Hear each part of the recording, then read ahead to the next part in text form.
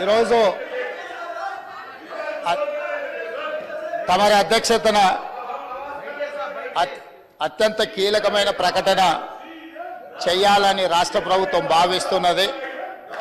కొన్ని దశాబ్దాల నుంచి మాదిగ ఉపకులాలకు సంబంధించిన లక్షలాది మంది యువకులు ఎస్సీ రిజర్వేషన్లలో ఏబిసిడి వర్గీకరణ కోసం వాళ్ళు పోరాటాలు చేస్తున్నారు.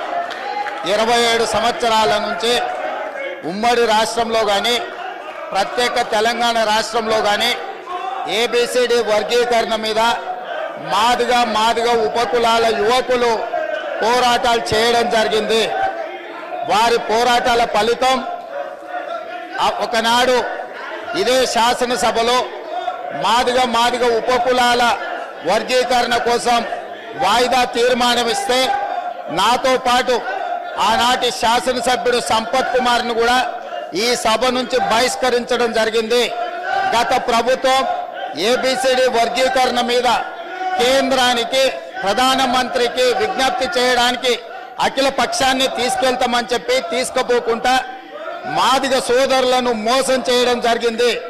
కానీ డిసెంబర్ 3, 2023 నాడు ప్రజాప్రభుత్వం బాధ్యత తీసుకున్న తర్వాత తక్షణమే మా ఉప ముఖ్యమంత్రి గారి సూచన మేరకు మాజీ ఉప ముఖ్యమంత్రి ప్రస్తుత మంత్రి దామోదర్ రాజనరసింహ గారి నేతృత్వంలో మా శాసనసభ్యులందరినీ అడ్వకేట్ జనరల్ని ఢిల్లీకి సుప్రీంకోర్టుకు పంపించి న్యాయ కోవిధులతోని చర్చించి సుప్రీంకోర్టులో బలమైన వాదనను తెలంగాణ రాష్ట్ర ప్రభుత్వం కాంగ్రెస్ ప్రభుత్వం వినిపించడంతో ఈనాడు సుప్రీంకోర్టు మాదిగ ఉపకులాల వర్గీకరణకు అనుకూలమైన తీర్పునివ్వడం జరిగింది.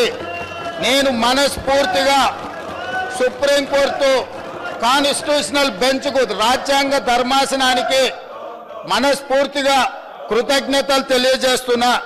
7 మంది జడ్జిలలో 6 మంది జడ్జిలు రాష్ట్రాలకు ఏబిసిడి వర్గీకరణ చెయ్యడానికి అనుమతి ఇచ్చింది.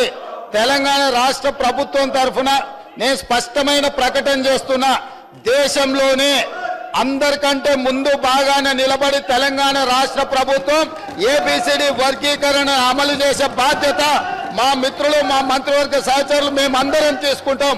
అవసరమైతే ఇప్పుడు ఇచ్చిన ఉద్యోగ నోటిఫికేషన్లలో కూడా వర్గీకరణను అమలు చేయడానికి అవసరమైతే ఆర్డినెన్స్ తీసుకొచ్చి మాదిగ సోదరులకు న్యాయం చేసే బాధ్యత మేము తీసుకుంటాము.